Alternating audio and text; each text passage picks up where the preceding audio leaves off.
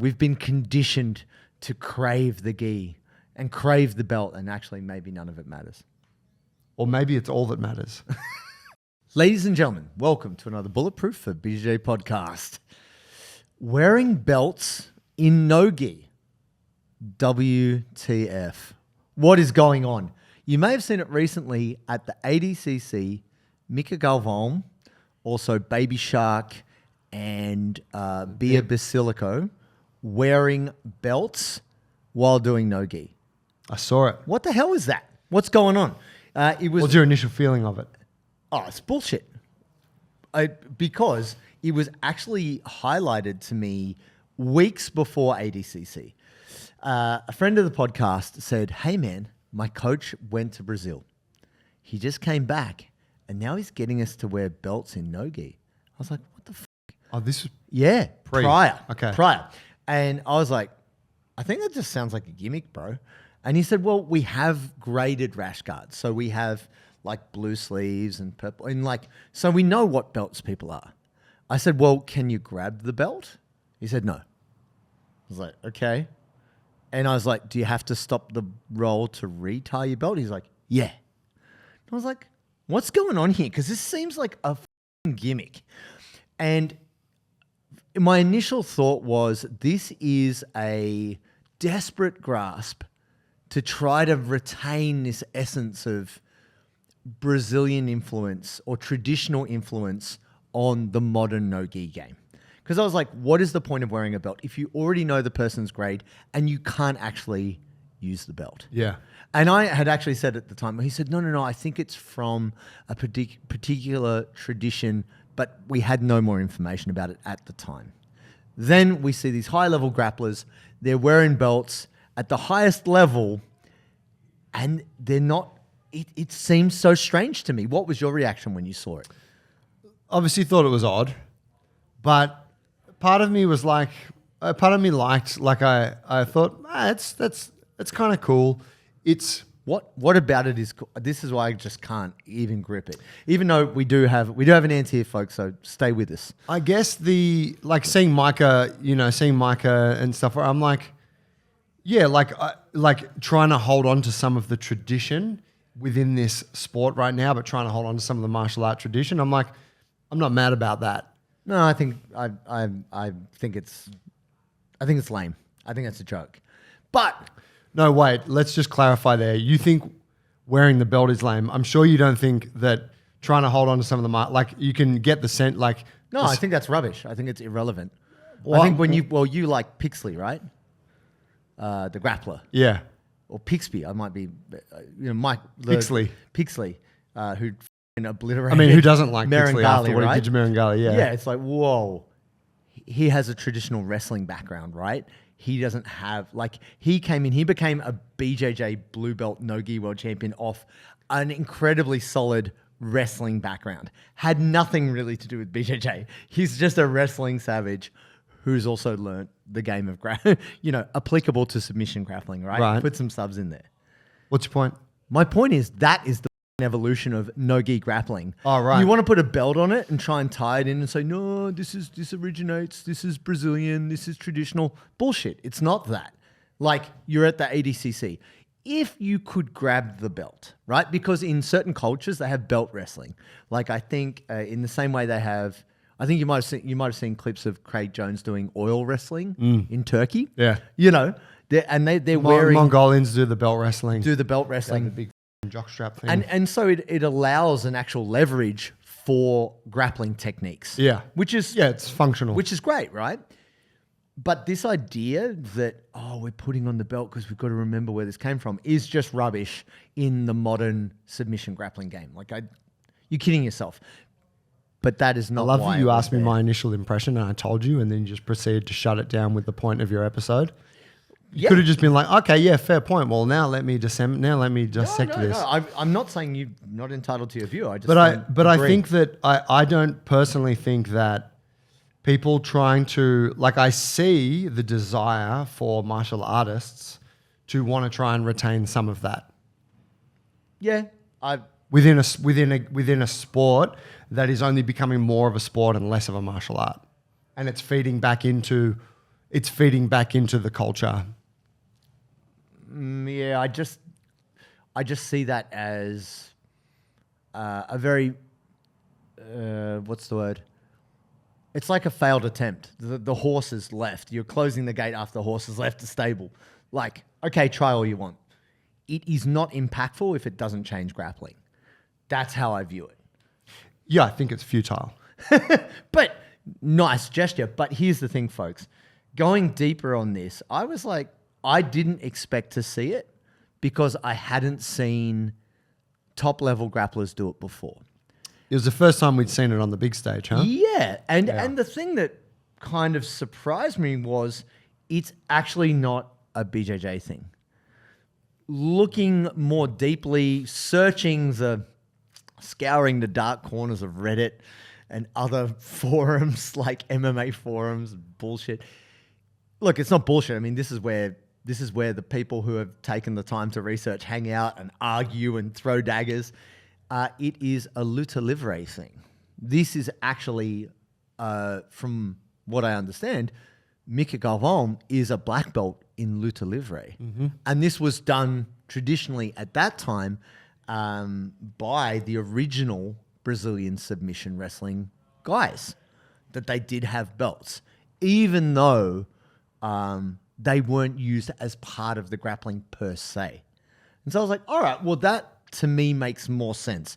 If you're representing a style and that's what you wear, that's cool. Like, That's showing your kind of lineage in a sense as a martial artist. But I had no idea that the like Melky Boys, like Baby Shark and also Bia were black belts in Luta Livre. Is that the case that all three of them are? Yes, according to the internet. According to 3 different forums, the extent of my research. Yeah, right. And therefore, yeah, sure, that does.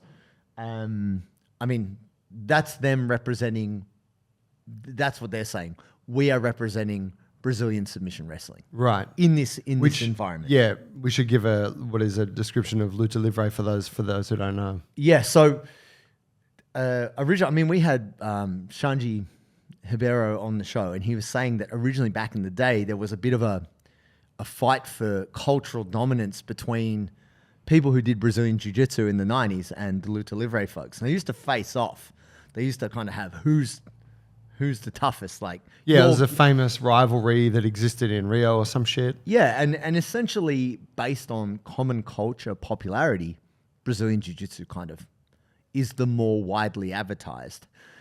But there was a culture of submission wrestling in Brazil which featured this idea of wearing belts, but also doing no-gi submission wrestling. Right, yeah.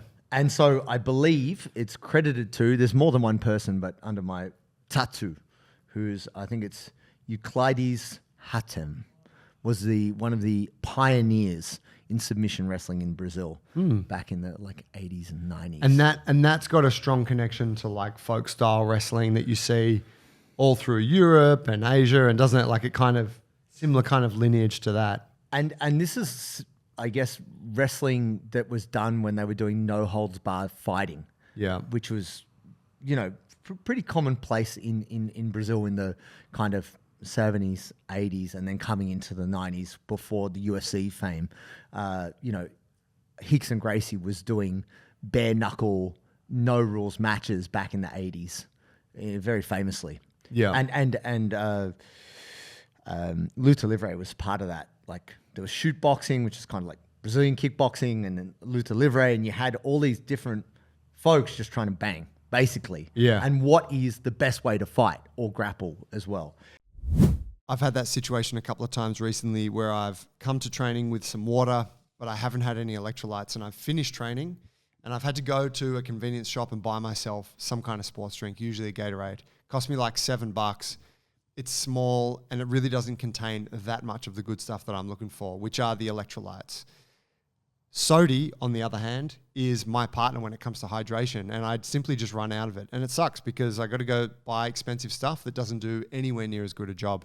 I'm super stoked that we've been restocked with the Sodi, and now I can be properly hydrated when I train jiu-jitsu. This has always been an underexplored aspect of my training, And I'm so stoked that we now have these guys in place to support us and also the listeners of the show. So if you want to be hydrated on the mats so that you can perform at your best and have the best mental clarity while training, get yourself some Sodi. Go to sodi.com.au. That's SODII.com.au. Get yourself some delicious hydration salts and use the code Bulletproof15 for 15% off. Go to sodi.com.au. Get yourself hydrated. And so now that I've come to appreciate, all right, that's part of a different tradition and folks are trying to represent that. Okay, cool. Do what you like.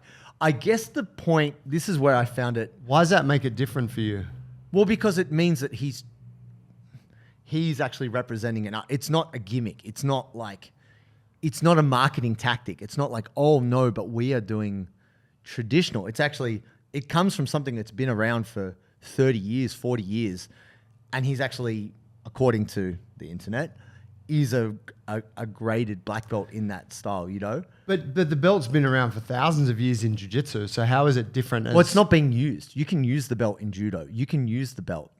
Like, it can't, you still can't, even though it's from Luta Livre, you still can't use it in ADCC, so it's still like superfluous. No, but I'm saying it's like ceremonial. It's ceremonial, yeah, but I don't believe that you can grab the belt in Luta Livre either. So that makes it... Well, no, I mean... Different? The sole purpose, the way I look at it is this. I was unaware that them wearing it was linked to any particular martial art. Like, I was like, submission grapplers don't wear belts. That doesn't make sense to me. And it's like, no, Luta Livre guys do. Okay, cool. And apparently, allegedly, could be wrong, these guys are trained in that style and that's what they do. Apparently, even though Mika Galvan's been living in America and wrestling a meet, his partner, one of America's greatest female wrestlers, you know, I was like, okay, cool, all right, if that's how you're selling it. But when you were watching the ADCC, it was getting in the way of the grappling. Like, Bia Basilico wanted to stop the roll so she could then tie her belts. You're like, have you just reintroduced stalling into no-gi? Yeah. That's f***ed. Yeah, that's silly. No, that's not good. And what was so funny was mid-roll, Bia's belt, I think it was in the semi-final, her belt started to come off and the ADCC ref just kind of pulled it up and just threw it to the side. Like, let's get this out of the way, folks. Like, let's. What I'm not for is formality and nonsense ahead of the thing. What I feel we have seen with no-gi grappling is a lot less of traditional elements in the name of just getting it. Yeah. Which is great. It's like stripped back to the performance. And that there's huge value in that. And I am somebody who loves the gi and I'm not against the value of tradition and martial arts. But what it felt like it was artificially imposed. Like this is not necessary, but we'll do it anyway, just because look, it's different, you know? Yeah. And hey, this is just one man's opinion, Joe. I'm just a sucker with an opinion. But yeah, it was interesting to see that play out on the big stage. And the reason why... Have any of them spoken about it? Like, did they ask Micah in an interview or some shit? No, too busy talking about adversity and overcoming challenges. Overcoming challenges in their life and praising God. And, you know, that's all the good people stuff. Close and push the bad people away. And, yeah. But no, I thought it was interesting that people who were wearing belts in no-gi lost to people who were not. Shout out Adele with the mirror lock on Bia Basilico, and also shout out to our fellow parry Dante Leon for getting the submission on Mika Galvan. It was such a shame that he got the submission on Mika when there was two other matches of extremely high level grapplers happening, and it's like that guy just submitted Mika, which hasn't happened. Deserves a full stadium of applause and focus on that right now. He's the first guy to submit Mika in, I think, since he's had a black belt. Yeah. I don't know if I've ever seen him lose. Yeah. Yeah. Not by submission, at least. Yeah. So, oh no, that's not true. He was submitted by Cade Rotolo. So he was at last ADCC in the final. There's that. But it's pretty interesting that heel hook is his weakness. His nemesis. Apparently it's happened again. But there it is, folks. If your coach is hopping on trends, you got to ask yourself, are we Luta Livre now? Holy shit, am I a submission grappler? No jiu-jitsu guy? To that point, closing question for you. So what do you think? Where does this leave you? If there's a gym in Australia, say, somewhere in the world that's like, hey guys, start wearing the shit, put the belt on for no-gi, what do you think about that? Well, are they practicing Luta? Like, I don't know enough about the style, right? To be able to say, oh, you're definitely training Luta Livre or you're not. But I know that in the same way there's a Sambo organization, right, within Australia, there is also a Luta Livre organization. Motherfuckers have their tentacles And everywhere. they probably want their piece. Maybe dudes are like, I don't want to pay the $500 a year royalty to put Luta Livre on my, it's just not common. I haven't seen a Luta Livre gym in Australia. But I know that the organizations do exist. Because here's just a counter dilemma that I see is the thing that still happens in most gyms. It's a no-gi gym or a no-gi athlete, and the coach wants to grade them, and they Awards put a belt belts. on. Sure. And so you're like, that is also ridiculous. I get it that we don't have a way around it at this don't have point. a really The solid culture way. doesn't have a solution, but it's kind of absurd. Hey, we're going to put this thing on momentarily. It's Which you purely will ceremonial, ne- and you then will you're going to never take it wear. off and leave it in your cupboard. Yeah. So I'm like, if we accept that that's kind of that, then I'm like, well, I don't know. He's Why putting it on can't- to train. Is that not also just equally as odd, but kind of, preference? Maybe. I mean, I hadn't thought about that so much. Like, I think Leglock Luke, Aussie Ledlock Luke, he'd said something similar like, fuck you if you're not down with this. This is what we do. We don't care what you think, What do they do? Well, they award belts. Yeah. And they don't wear belts. Like, it's a no-gi gym, right? Yeah. Like So I that's- said, and to 10th Planet- B Team, I saw they Yeah. got their like, Yeah, sure. Yeah, got Like, the- I mean, for me, everyone I think, sort of does it. I think it's for lack of a better option. Yeah. People are not sure how to properly acknowledge someone's progression without the belt. It is so much part of the DNA of at least what BJJ represents. Whereas with wrestling, it's just based on wins and losses, similar to fighting, right? So I don't know what the answer to that question is, but if you're putting on a piece of equipment that you can't grab, I think that feels unnecessary to me. for the Practice of the thing. for the event itself. Yeah. If you could grab it, then that would change the game. And that would be interesting. I was just thinking that like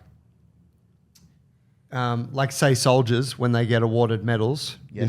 medals of valor or Honor bravery, or whatever, and different things. They put on their ceremonial thing, and then you go and you get the thing pinned to you. That's not the suit they fight in, Of course. right? They're not Yeah, going to yeah. battle in that. Yeah. That's their ceremonial outfit. So it makes sense to me that like it could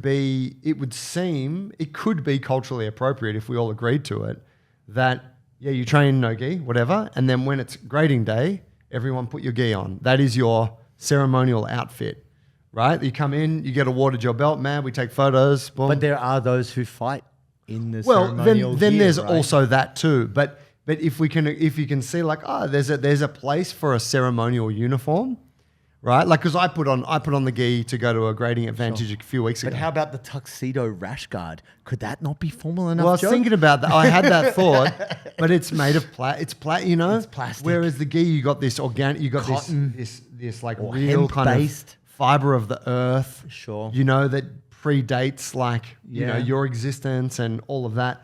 So so me putting on the thing to go and watch other friends get their belts. Sure. And then it's in my car because I didn't train that day. It was just a grading. There was no training. You're just showing up So to support, I'm be a like, part of the thing. Actually, that makes sense. But that would make more sense to me than coach wrapping a belt around me after a no-gi class. I'd almost rather like, hey, go and put your special outfit on. Here's your new belt. Maybe we're just all too indoctrinated, Joe. We've been conditioned to crave the gi and crave the belt, and actually maybe none of it matters. Or maybe it's all that matters. maybe you don't matter at all, and maybe you're the most important thing ever. There it is, folks. The dichotomy of human consciousness and the universe, all explained in one simple podcast. Now, if you like this stuff and you're down with the ramblings, the banter, the nonsense, give us a like, give us a sub, and make sure you're following this on your podcast platform.